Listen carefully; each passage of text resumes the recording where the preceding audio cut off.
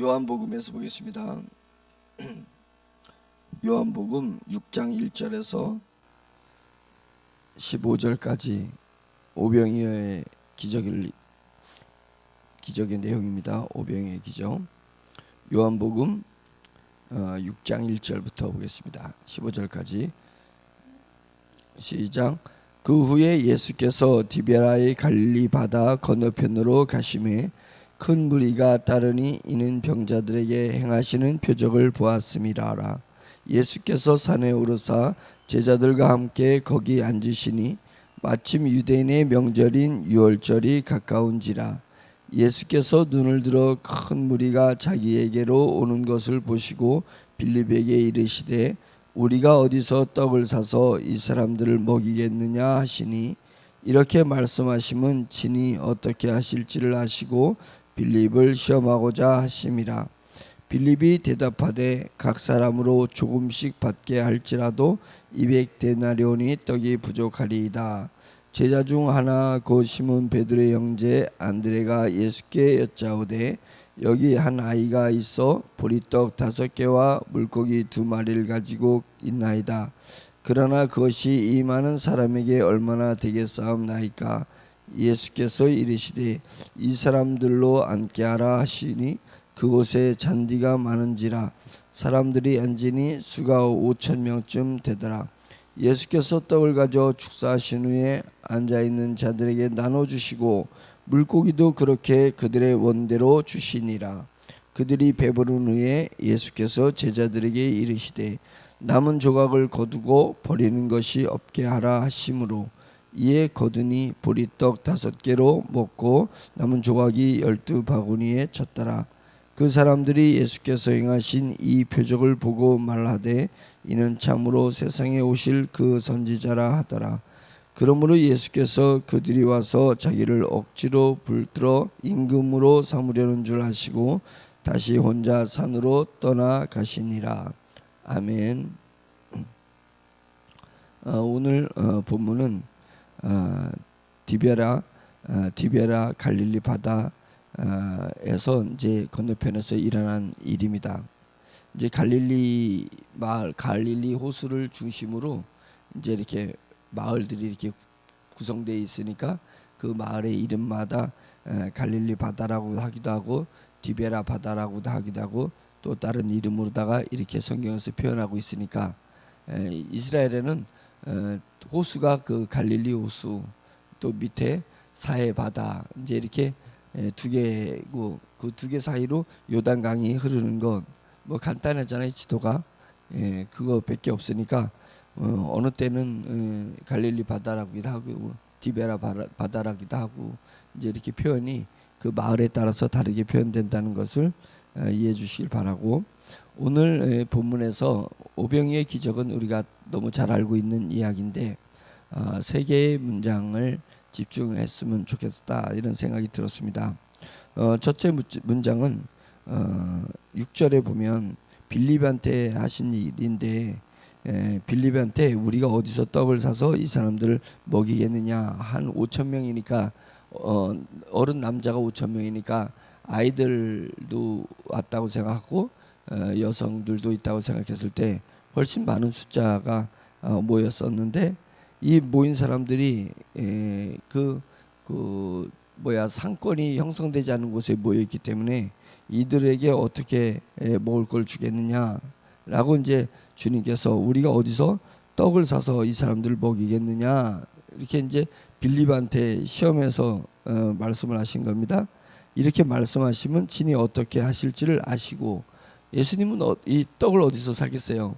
어떻게 할지를 아시고 빌립을 시험하고자 했다. 빌립이 과연 예수님의 능력을 믿고 있는지 시험하기 위해서 하셨다라는 그 말. 그러니까 빌립이 여지없이 빌립이 대답하되 각 사람으로 조금씩 받게 할지라도 200데나리온이 떡이 부족하다이다.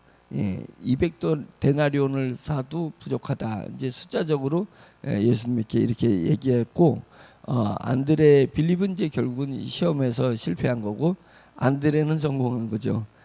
베드로의 동생 그 안드레가 예수께 여짜오되 여기에 보리떡 5개하고 고기 2마리가 있는데 이거 가지고 주님 어떻게 하실 수 있지 않겠습니까? 라고 해서 말도 안 되잖아요. 지금 5천 명, 어른만 해도 5천 명인데 보리떡 5개와 고기 2마리를 예수님 앞에 딱 갖다가 내놓고 자그만 소스 하나, 내가 미려 하는데 그것을 주님 앞에 내놓고 주님은 할 수 있다라는 기대를 갖출 수 있었던 그 안드레의 믿음이 빌립의 믿음보다 훨씬 성숙했던 거고, 훨씬 예수님에 대한 신뢰가 많았던 거잖아요. 빌립은 숫자를 계산했습니다. 환경과 숫자를 계산했는데 여기서 예수님께서 어떻게 하실지를 아셨는데 빌립을 시험하고자 합니다. 이제 이 구절 하나가 눈에 띄었고요. 또 하나는 11절에 예수께서 떡을 가져서 축사하셨어요. 축사하시기 전에는 어떻게 하실지를 예수님이 이미 알고 계셨다 한 것처럼 기적을 일으키려고 이제 작심하신 타이밍이 됐어요.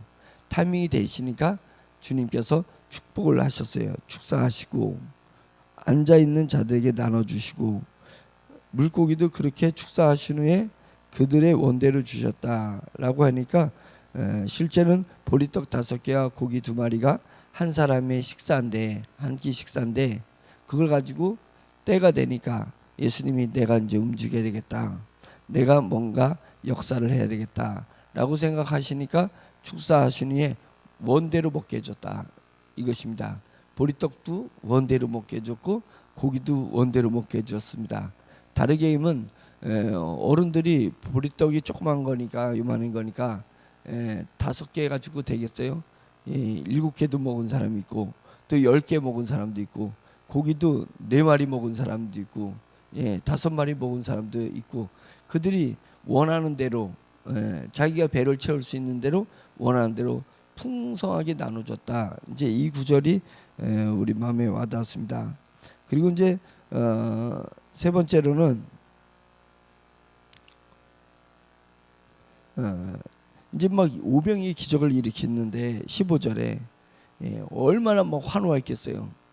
보리떡 5개 고기 2마리 갖다가 어른 5천 명 이상을 먹였으니까 난리가 났겠잖아요. 이제 가난이 해결됐다. 메시아가 우리한테 오니까 가난이 해결됐다. 이런 기적이 능력으로 나타나면 이제 우리 식민지도 끝났다. 이제 이런 부분으로서 대중들이 환호했을 거 아니에요. 그래서 예수님을 임금으로다가 모시자 막 이제 이렇게 환호한 거예요. 근데 환호하는 대중들에게 주님께서 그것을 만끽하거나 그것을 누리거나 즐기려 하지 않고 15절에 그러므로 예수께서 그들이 와서 자기를 억지로 붙들어 임금으로 삼으려는 줄 아시고 다시, 이 다시가 뭐겠어요? 다시 혼자 산으로 떠나가시니라. 그러니까 산에 늘 계셨는데 다시 산으로 가셨다. 이제 이런 이야기잖아요. 결론적으로 얘기하면 군중들이 나를 환호할 때 내 마음이 어디에 있어야 되느냐, 그것입니다. 막 이제 돈이 막 벌어졌을 때 내 마음이 어디 있어야 되냐, 내 하는 일이 막 잘 나갈 때 내 마음이 그것을 즐기고 그것을 그 바람을 탈 때에 몹시 위험할 수 있다라는 것을 이야기해 주는 거고, 그것은 제 인생의 경험, 과거의 경험을 봤을 때도 마찬가지고 여러분의 경험을 봤을 때도 마찬가지일 것 같습니다. 우리가 뭔가 내 속에서 기적이 일어나고 또 계획했던 것들이 열매가 맺혀지고 또 사람들이 내 기대 이상으로 나를 환호하고 반기고 나랑 친해지려고 하고 할 때에 우리가 그것에 그 내 마음이 그곳에 머물러 있게 되면 퇴색돼 버리고 나는 거 변질돼 버리고 말게 되고요. 중심이 주님 앞에 있지 않습니다. 그런 부분이기 때문에 그럴 때 다시 내 마음은 다시 외롭고 고독하고, 다르게 얘기하면 주님만 바라볼 수 있는 그곳으로 내 마음을 옮겨놔야 된다. 이런 생각을 하게 됩니다. 다시 예수님께서 혼자 산으로 떠나가셨다라는 말씀이 마음에 와닿습니다. 그러면서 사실은 나의 행복은 대중들로부터 나의 행복을 찾으려 하면 진정한 행복의 맛을 누리지 못합니다. 정말 나의 만족감, 나의 즐거움을 대중들에서 찾지 말고 혼자 있을 때 하나님으로부터 나의 만족감과 나의 즐거움을 찾으려 한다면 그 사람은 어떤 환경이 닥친다 할지라도 절대 흔들리지 않습니다.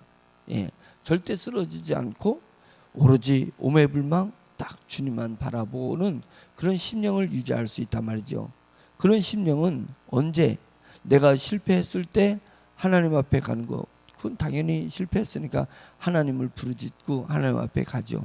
남들이 나를 다 외면했을 때 내가 홀로 주님 앞에 서 있는 건, 그건 누가 얘기하지 않아도 그렇게 서 있을 수 있는 거죠. 정말 중요한 것은 내가 잘 나갈 때, 내가 친구들이 많이 내 옆에 있을 때, 주변 사람들이 나를 환호하고 박수 칠 때 내 혼자 외로이 홀로 하나님 앞에 서 있는, 내 마음은 산에 가서 있는 그런 모습을 가질 수 있어요. 평안하다 할 때에 화가 너희에게 임할 것이다 라는 것은 무엇을 얘기해 주겠어요? 내 환경이 편안하고 내 몸이 평강해 있을 때 화가 네 마음속에 임하는 것이다. 그러니까 화를 면하려면 내 몸과 다르게, 내 때와 다르게 내 마음이 홀로 산에서 주님을 만나고 있는 것, 그것이 구별됨이고 그 구별됨이 거룩함 아니겠어요? 우리 심령의 거룩함은 외로워야 돼요. 고독해야 되는 거예요. 그래서 세상에서는 외롭고 세상에서는 고독한 것 같지만 주님 안에서는 주님으로 말미암아서 내 영혼이 기뻐 뛸 수 있는 그런 영적 수준에 이룰 수 있기를 간절히 바랍니다. 그것이 영의 사람, 그것이 영의 사람이 취해야 할 행동이고 마음의 자세가 아니겠습니까? 그런 우리의 심령이 될 수 있기를 간절히 축원합니다. 그러면 그 사람은 깊어지는 사람이 되는 겁니다. 높아지는 사람이 되지 말고 깊어지는 사람이 되라 라고 누차 얘기를 했는데, 우리는 깊은 사람이 될 수 있기를 바랍니다. 하나님이 이곳에 이 산에 있어요, 저 산에 있어요. 하나님이니까 하늘님이 아니잖아요. 하늘에 있는 것이 아니라 하나님은 우리의 심령의 깊은 곳에 계십니다. 이 마음이 분리되어 있을 때, 세상과 내 마음이 분리됐을 때 주님을 체험할 수 있는 것이고 하나님의 깊은 곳을 내가 맛볼 수 있는 것입니다. 영의 세계가 또 다른 하늘의 세계가 아니라 하나님의 시스템 안에 내가 들어가는 것입니다. 우리가 컴퓨터 시스템 안에 들어갔더니 그 컴퓨터 안에 멋진 그림도 있고 멋진 동영상도 표현이 되고 그 다음에 멋진 재미난 게임도 있고 별의별 정보가 다 있는데, 그런 것들이 어디서 나온 거예요? 컴퓨터 시스템 안에서 다 있었던 것 아니겠습니까? 우리가 즐거워하고 우리가 기뻐하고 우리가 풍요를 누리고 우리가 평강을 누리고 우리가 희망 가운데 있는 그 모든 것들은 하나님이라는 시스템 안에 들어갔을 때 누릴 수 있는 것입니다. 그 하나님의 시스템은 내가 내 환경과 상관없이 내 심령이 홀로 하나님을 딱 바라보는 거예요. 하나님을 바라보면 하나님 안에, 컴퓨터 시스템 안에 모든 것들이 들어있는 것처럼 우리 하나님 안에 평강과 즐거움과 희락과 복락이 전부 그 들어있는 것입니다. 그래서 하나님으로 말미암아 하나님의 나라를 누리는 거지 하나님 나라에서 하나님을 보는 것이 아닙니다. 우리가 공기 중에서 우리가 생명력을 느끼는 것 아니겠습니까? 우리가 비닐을 해가지고 딱 비닐을 뒤집어 쓰고 목을 딱 두르고 가만히 있어 보세요. 그러면 어느 정도 그 안에 있는 공기에 숨을 쉬다가 몇 번 쉬지 못해서는 그 안에 공기가 바닥이 나면은 뭘 느끼겠어요? 생명력이 나에서 갈급한, 내 속에서 생명력이 갈급하고 생명력이 사라져가는 것을 금세 느낄 수 있어요. 몇 초 만에 느낄 수 있습니다. 그래서 막 허덕거리다가 비닐을 팍 벗어보시라 이거예요. 팍 벗으면 팍 웃으면서 공기가 내 폐 속으로 싹 들어오면서 뭘 느껴요? 생명력이라는 걸 느끼잖아요. 와, 내가 사는구나. 그거예요. 주야, 나 혼자 세상을 등지고 나 홀로 하나님과 일대일로 있으면서 내가 주님을 내 심령을 향해서 주야라고 외치는 거예요. 하나님을 외쳐 찾는 거예요. 그러면 하나님께서 내 속에 심령에 그래, 내가 여기 있다, 네가 찾는 내가 여기 있다라고 했을 때 심령에 쫙 들으면서 내가 살아있구나, 내가 하나님 앞에 거룩한 존재구나, 그런 것을 누릴 수 있는 것입니다. 하나님으로 말미암아 세상에서 누리지 못하고 세상이 주지 못하는 것을 하나님의 시스템 속에서 우리가 누릴 수 있는 것입니다. 그래서 하나님을 어떠한 대상으로 보려고 하면, 공기 중에 공기가 있는데 이 공기 중에 있는 독특한 공기가 있다고 생각해 보자 이거예요. 공기가 있어 어디에나 있는데 이 공기는 내 속에 들어오기도 하고 내 밖에도 있기도 하는데, 이 공기가 내 속에 들어올 때 내가 생명력을 느끼듯이, 근데 그 공기가 인격이 있다면, 그 공기가 지혜가 있다면, 그 공기가 사랑을 느낄 수 있는 감정이 있다면 그것이 하나님 아니겠습니까? 근데 공기는 인격이 없으니까 하나님이 될 수 없어요. 공기는 생각하지 않으니까 하나님이 될 수가 없어요. 그러나 하나님은 그런 것입니다. 무소부재하신 시스템인 것입니다. 영의 시스템이니까 하나님이 영의 나라에서 한 대상으로 있는 것이 아니라 영의 시스템이 하나님이신 것입니다. 그래서 하나님 속에서 들어가서 하나님의 나라를 누리는 거지, 하나님 나라 속에서 하나님이 홀로 보좌에 앉아있다라는 그런 대상으로 있는 것이 아닌 거예요. 우리가 영의 세계가 열리면 영이 영을 누릴 수 있는 것입니다. 영을 느끼면 그 영 속에서 하나님의 임재하심과 하나님의 존재의 중심을 바라볼 수 있다라는 것이니까, 하나님은 인생이 아니십니다. 하나님은 사람이 아니시기 때문에 어떠한 우리처럼 이렇게 독립돼서 보이는 것이 아니라 거대한 시스템. 근데 그것이 사랑이고, 그것이 평강이고, 그것이 은혜고, 그것이 지혜인 것입니다. 하나님의 지혜 속에 내가 머무는 것입니다. 그러면서 내가 하나님으로 말미암아 나를 느끼게 되면 내 영적 자아가 하나님의 중심을 볼 수 있게 되는 거예요. 하나님의 중심을 볼 수 있게 되는 거예요. 그래서 하나님을 눈으로 보려고 하면 안 되고, 하나님을 귀로 들으려고 하면 안 되고, 하나님으로 인해서 말씀을 계속 내가 묵상하면서 내 영적 자아가 자라나야 돼요. 내 영적 자아가 자라나면 하나님의 세계, 하나님의 시스템 속에서 그 중심을 바라볼 수 있게 되는 것입니다. 그래서 우리가 우리의 삶의 환경 속에서 산으로 들어가야 돼요. 홀로 산으로, 내 마음이 산으로 들어가서 늘 하나님을 배아라하고 있어야 돼요. 뵙고 있어야지 되는 것입니다. 그러면 우리가 흔들리지 않습니다. 절대로 환경이 흔들리지 않고 이 환경을 다스리고 지배하고 이 내게 주어진 삶을 길들여서 복음의 삶으로 만들어낼 수 있는 그런 능력이 우리 속에서 갖춰지는 줄 믿습니다. 아멘. 세 번째는 결론적으로 얘기를 했는데, 첫 번째 이제 주님께서 빌립을 시험했다라고 했습니다. 시험한다는 말을 다르게 표현하면은 헤아려 본다라는 뜻이 있습니다. 하나님께서 빌립의 마음을 헤아려 보신 것입니다. 세어 본 것입니다. 세 보는 거예요. 이게 몇 개가 이렇게, 우리가 콩을 이렇게 농사지면 콩을 이렇게 상에다가 쭉 어머님이 펼쳐 놓잖아요. 그럼 그 콩에 옹기종기 우리 형제들이 모여가지고 이렇게 상을 이렇게 콩을 이렇게 나눠, 이렇게 4등분 이렇게 나누면 상에서 거기서 썩은 콩을 이렇게 골라내. 다 골라내면은 이제 헤아린 거잖아요. 썩은 건 다 골라서 이쪽에 넣고 안 썩은 거는 싹 모아가지고 이제 자기 바구니에다 이제 담으면 누가 더 빨리 하나 이제 이런 데면 다 골라서, 그러면 어머님이 다시 한 바가지를 떠가지고 상에다 이렇게 딱 넣어. 그러면 쫙 배치면 또 4등분 해가지고 내 거에서 막 썩은 콩을 이렇게 해가지고 다시 안 썩은 거를 싹 모아놓고, 이게 이제 막 형제들끼리 막 경쟁이 돼가면 동생은 못 이기니까 썩은 콩도 그냥 했다 모르겠다 집어넣어 버리는 거예요. 그게 헤아린다는 거. 하나님께서 빌립의 마음을 헤아린 거예요. 주님이 우리 마음을 헤아린다니까 썩은 마음을 계속 가지고 있는지, 내 마음속에 썩은 콩이 몇 개가 있는지 그런 것을 헤아리는데, 얘 전부 다 썩은 콩이면 에이구 쓸모없네, 쓸모없네, 이번 농사 망쳤네. 하나님께서는 우리에게 삶을 허락하신 것입니다. 삶이라는 거 주고 이 삶을 통해서 내 마음이 어떻게 농사졌는지를 헤아려 보기를 원하시는 것입니다.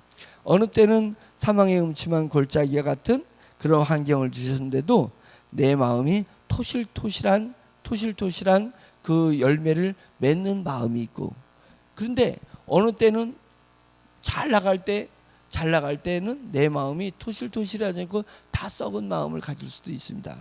그러니까 하나님이 삶을 주시고 연단을 주시고 고난의 길을 걷게 하실 때에 뭘 보시려고 하냐면 내 마음을 헤아리시려고 하시는 것이다.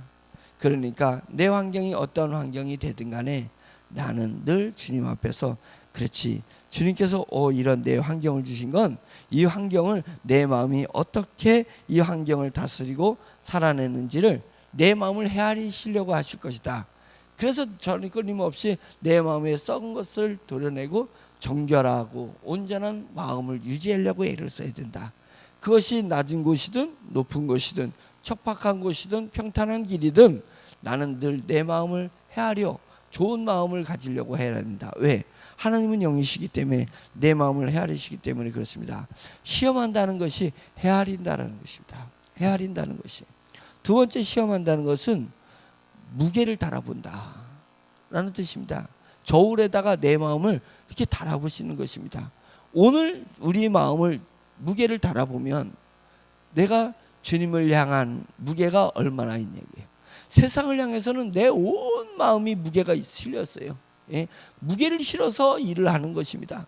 그런데 하나님을 향해서 하나님을 알기를 원하고 하나님께 영광 드리기를 원하고 하나님 앞에 내가 내 자신을 드러내는 그런 마음에서는, 하나님을 향한 마음에서는 가벼운 거예요. 너무 가볍게 일을 대하는 것입니다. 하나님의 말씀을 할 때 우리가 그냥 도박하는 사람들 그냥 밤잠을 안 자고 도박할 때 자칫 내가 잘못하면 잃어버린다고 주식 거래하는 사람들 보면 밤에 그냥 눈이 시뻘게 들어 그냥 화면을 얼마나 뚜렷하게 보내면 그 안에다가 쑥 빠져서 시간이 언제 지나간지 몰라요. 얼마나 마음을 무겁게 하고서는 세상을 살아가냐 이거예요. 그런데 우리가 그런 무거운 마음을 가지고, 묵직한 마음을 가지고 하나님의 말씀을 보냐 이거예요. 묵직한 마음을 가지고 지금 하나님 앞에 나가고 있냐 이거예요. 묵직한 마음으로 지금 하나님의 복음의 세계를 우리가 관심 있게 쳐다보고 있냐 이거예요. 기도하고 응원하고 있냐 이거예요. 그러니까 너무 가볍다 이거예요. 하나님의 일을, 영적인 것에 내가 마음을 쏟을 때는 가볍게 쏟고 있고, 세상에 내 유익을 위한 거, 무엇을 먹을까 무엇을 마실까, 얼마나 돈을 더 모을까, 얼마나 비교해가지고 남들보다 더 멋지고 더 자랑스러운 삶을 살 건가에 대한 우리의 마음을, 온 마음을 무겁게 쓰고 있다는 거예요. 그것을 헤아려 보시는 거야. 그것을 저울에 달아보려는 거예요. 하나님은 늘 우리의 마음을 저울에 놓고 달아보시길 원한다. 이런 것이 시험하신다. 빌립을 헤아리시고, 빌립의 마음을 헤아리시고 빌립의 마음을 무게를 달아봤다, 이런 뜻입니다. 다니엘서에서 다니엘서 5장, 다니엘은 바벨론의 느부갓네살 때에 발탁돼 가지고 엄청난 지혜를, 하나님의 계시를 해석해서 느부갓네살 왕 때 다니엘이 총리로서 있었습니다. 근데 느부갓네살 왕이 죽고 두 번째 왕이 벨사살 왕이라는, 느부갓네살 왕의 아들이에요. 벨사살이 왕이 됐습니다. 왕이 되니까 느부갓네살이 아버지가 이룬 제국을 다스리는 거예요. 다윗 왕이 만든 제국을 솔로몬 왕이 영광을 누렸듯이 느부갓네살 왕이 만든 제국을 두 번째 벨사살 왕이 영화를 누린 것입니다. 그러니까 벨사살 왕이 얼마나 부요함을 누린 왕인지 모릅니다. 그런데 그때 방백들, 각 고을에 그 자기가 다스리는 고을 식민지들이 얼마나 많이 있어요. 그 총독들하고 관료들을 부른 게 1000명이 됐다고 했습니다. 그래서 1000명을 놓고서 잔치를 벌이는 거예요. 잔치를 벌이니까 이게 좀 짜릿함이 없어요. 짜릿함이 없으니까 그들이 뭐라고 얘기하냐면 우리가 만든 거 이런 것만 먹으니까 뭐 늘상 먹는 거예요. 바벨론에 이런 거 하니까 다른 신들을 섬겼던 그 성물들 그걸 털어가지고 가져와서 거기다가 우리 술을 따라서 먹어보면 좀 짜릿하지 않겠어요? 예? 다른 신들을 섬겼던 것을 뭐 그래서 이제 거기서 걸린 게 여러 나라를 내면 각 나라마다 신들이 있으니까 그 중에 그 조그만 나라인데 거기 멋지더라 이거예요. 금과 은과 노수로 만든 것들이 성물들이 있는데 그러면 이스라엘을 털었을 때 지배했을 때 이스라엘에서 성전에서 가져온 걸 그럼 가져와 봐라. 벨사살 왕이 하나님을 섬기기 위해서 만들어 놨던 것을 여기서 말하면 금과 은과 놋과 나무들과 이런 지네들 우상을 섬기는 그들이 하나님이 이스라엘 백성들의 마음을 달아보시려고 이스라엘 백성들의 마음을 헤아리시기 위해서 이스라엘에게 나라를 멸망하게 했습니다. 그러나 하나님이 이스라엘을 버리려고 하는 것이 아니고 이스라엘이 마음이 정결한 마음을 만들기 위해서 바벨론 왕을 부지깽이로 쓰듯이 바벨론을 통해서 이 남유다를 멸망케 해서 거기서 멸망하니까 예루살렘의 성전의 것이 전부 다 와서 창고에 있었는데 그걸 끌어내 가지고 우상을 섬기는 그들이 하나님을 섬기는 성물로 술을 따라가지고 마셨을 때요. 딱 마셨을 때 하나님이 그 1000명이 보는 데 앞에서 하늘에서 다른 거는 나타나지 그 손가락만 탁 나타나가지고 빡 글이 막 써진 거예요. 크게 쫙 써지는데 그 글이 안 없어지고 있는 거예요.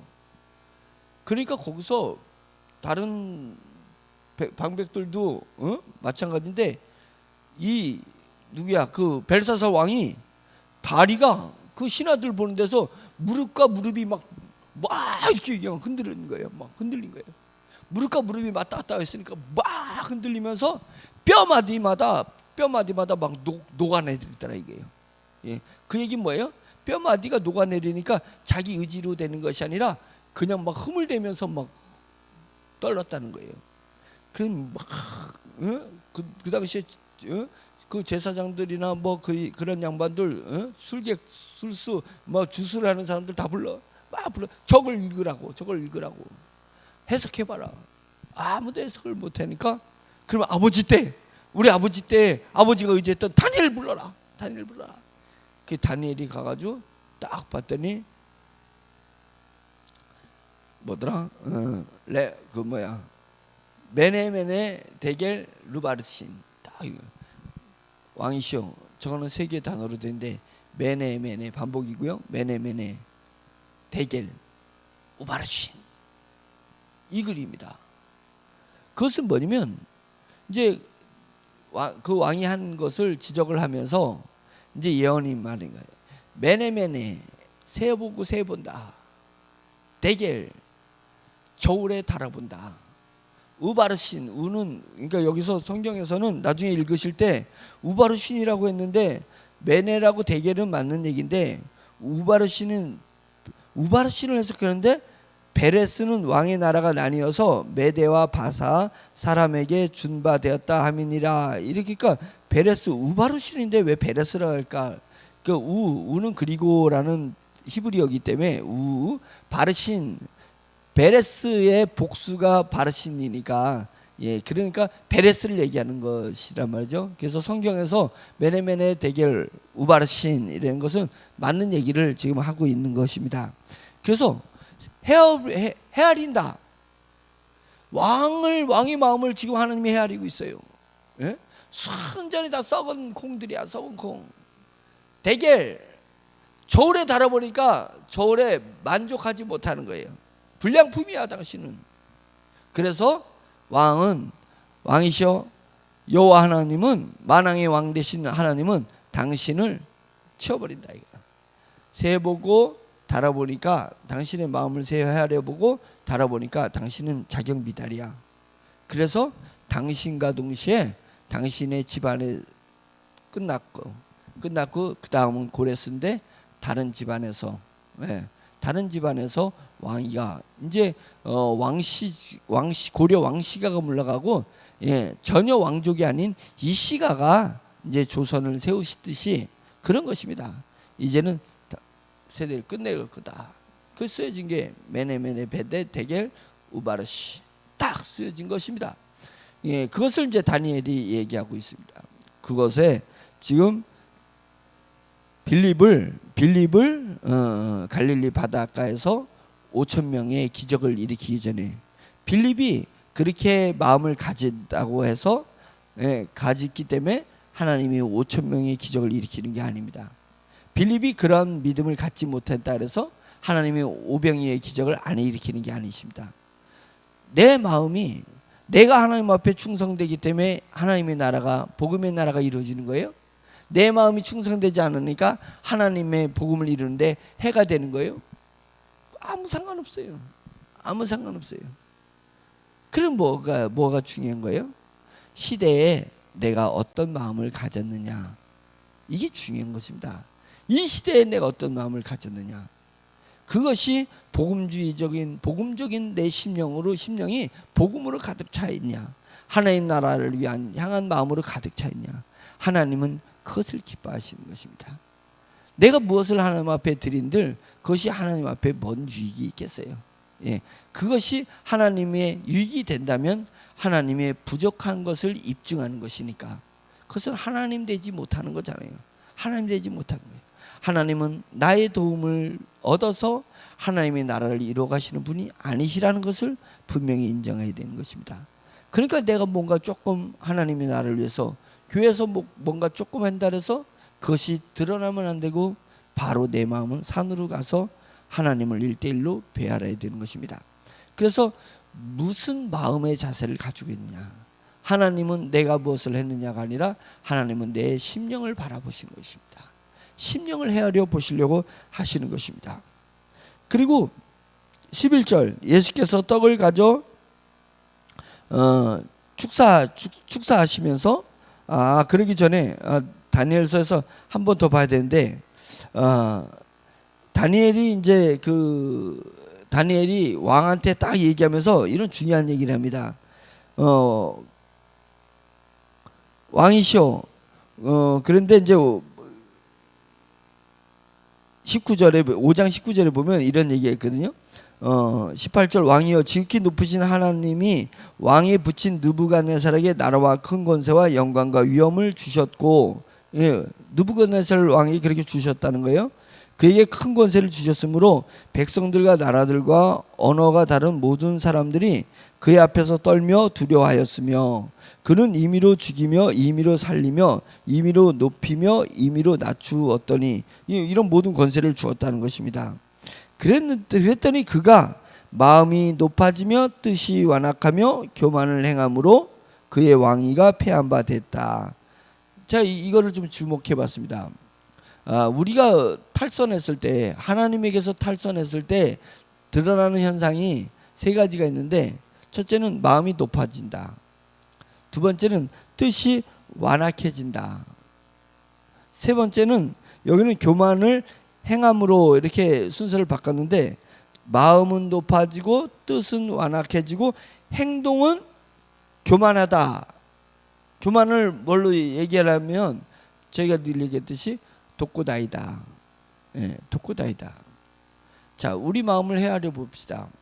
우리 마음이 하나님이 버릴 때의 마음은, 버릴 때 마음, 내버려 둘 때, 내버릴 때 마음은, 첫째, 마음은 높아져요. 높아져 있어요. 뜻은 완악해져 있어요. 이건 뜻을 꺾지를 못해. 뜻은 완악해져 있어요. 그 다음에 행동은 독고다이 행동을 보이고 있어요. 하나님께 여쭤보고 하나님께 비춰보고 내가 행동해야 되는데 독고다이야. 그렇구나. 느부갓네살 왕이 버림을 받았을 때, 대제국을 이루고 버림을 받았을 때 마음이 높아져 있어요. 뜻은 완악해져 있어요. 고집불통이야. 고집불통. 행동은 독고다이야. 이런 우리 자신을 한번 보자 이거예요. 우리 혹시 거기에 걸려 있는 거 아니에요? 마음은 높아져 있고 뜻은 완악해져 있고 행동은 독고다이. 그러면 하나님께서 우리를 버린다 이거예요. 내버려 둔다. 버린다는 것은 우리를 지옥 불구덩이에서 버린다는 게 아니라 내버려 두는 거예요. 내버려 두면 어떻게 되냐면, 내버려 두면 원대로 주시니라 반대죠. 우리가 원하는 대로 안 주셔요. 원하는 대로 안 가져요. 근데 하나님께서 우리 마음을 헤아려 보시고 우리 마음의 무게를 달아보시니까 이제 됐다 라고 했을 때는 오병의 기적이 일어나서 사람들이 그 5,000명 이상이 원하는 대로 먹었다. 빵도 원하는 대로 먹었고 고기도 원하는 대로 먹었다. 하나님이 원하는 대로 주셨다는 것입니다.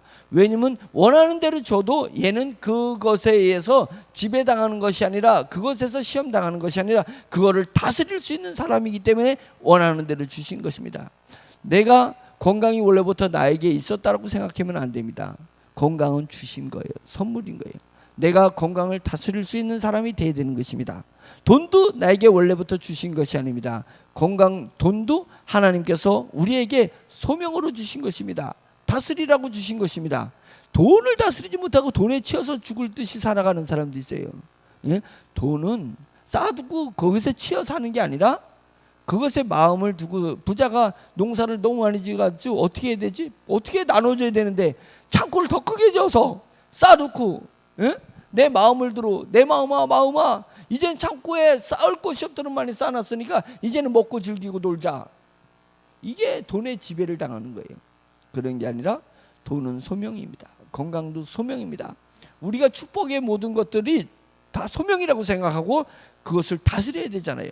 다스려야 돼요. 그 다스리려면 마음이 높아지면 안 됩니다. 높아지면 안 됩니다. 뜻이 완고해지면 안 됩니다. 그 다음에 행동이 독고다이 되면 안 되는 거예요. 외롭게 주님이 산으로 혼자 다시 산으로 들어가서 하나님 안에서 자기를 비췄듯이 우리가 늘 구별된 시간, 구별된 장소를 정해놓고 그곳에서 무릎을 꿇고, 아픈 사람은 뭐 피서라도 혼자 주님을 바라보고 내 마음을 헤아리시고 내 마음을 달아보시는 하나님 앞에 서 있어야 된다. 이것이 우리가 가야 할 바른 마음의 자세고 가야 할 길인 줄 믿습니다. 말씀을 생각하면서 기도하겠습니다. 하나님께서는 늘 눈동자가 이만해 내 앞에 이렇게 펼쳐져 있다고 생각해 보세요. 우리가 늘 하나님 앞에 있는 것입니다. 하나님 앞에 있는 것입니다. 코람데오, 내가 하나님 앞에서 내 마음이 어떤 마음을 갖는지를 비춰서 주님이 보시기에 아름다운 마음으로 늘 무장해야 되는 거예요. 기도하는 것이 그겁니다. 나를 위한 기도지, 내 마음을 정하기 위한 기도지, 너무 환경을 위해서 기도하는 것보다 내 심령이 하나님 앞에 붙들림 받은 심령이 되게 해달라고 주여 한번 외치고 기도하겠습니다. 주여! 할렐루야. 하나님 아버지 주님의 은혜를 감사드립니다. 오늘 오병이에서 일어나는 사건을 통해서 성령님이 감동하여서 요한을 통해서 하나님 아버지의 말씀을 이렇게 기록되었습니다. 하나님의 말씀을 보면서 하나님 아버지 주님, 요한이 심령이 성령님께서 우리에게 무엇을 얘기하는지 빌립을 시험한 것을 통해서 다시 한번 생각해 보게 되었고, 하나님께서 마음을 헤아리시고 마음을 주님 달아보셨을 때 하나님 족하는 대로 하나님께서 우리가 원하는 대로 하나님 먹을 수 있게 해주셨는 것처럼 원하는 일들을 감당할 수 있도록 하나님께서 복과 소명을 허락하여 주신 것을 알게 될 때에 주님 감사합니다. 그러한 삶으로 나아갈 수 있도록 인도하여 주시옵소서. 마음에는 복을 누리고 하나님 아버지의 삶에서는 소명을 이룰 수 있도록 주여 인도하여 주시옵시기를 간절히 원합니다. 우리의 심령이 매일매일 찬란하는 심령이 될 수 있도록 주여 인도하여 주시옵소서. 주여 역사하여 주시옵소서. 할렐루야. 하나님 아버지 주님, 주의 왕을 주님께서 시험해보고 무게를 달아봤을 때에 하나님 아버지 그것을 하나님 아버지 알지 못했던 하나님 아버지 주님 그래서 왕처럼 하나님 아버지 저희도 버림받은 심령이 되지 말게 하시고 하나님이 기뻐 쓰시는 하나님 아버지 안드레가 우리떡 5개와 고기 2마리를 가지고 주님 앞에 나와서 이것으로 주님은 5,000명을 먹이도 살릴 수 있다라는 주님이여 믿음을 고백했듯이 하나님 아버지 저희의 심령이 하나님 아버지여 작은 것을 가지고도 하나님 앞에 드러내서 하나님 이것으로 하나님의 위대한 일을 감당할 수 있습니다 라고 고백할 수 있는 하나님 아버지 그런 심령이 될 수 있도록 주여 인도하여 주시옵소서. 저희가 가지고 있는 작은 것을 주님 앞에 드러내놓고 주님 앞에 기쁨이 되며 주님의 하나님 아버지 승리와 사역이 될 수 있는 하나님 아버지 되시도록 인도하여 주시옵소서. 미련하고 우둔하고 약하고 가진 것이 없는 하나님 아버지 불가능도 하나 없는 종리 하나님 아버지 그저 주님 앞에서 하나님 아버지 모든 것을 한가하실 때 주님이 이제는 뭔가 할 수 있는 하나님 아버지 그런 환경까지 왔는데 하나님 아버지 주님과 더욱더 마음을 하나님 아버지 세상에 뺏기지 말고 환경에 뺏기지 말고 오로지 온 마음을 주님 앞에 드려서 주님 앞에 종의 마음을 온전히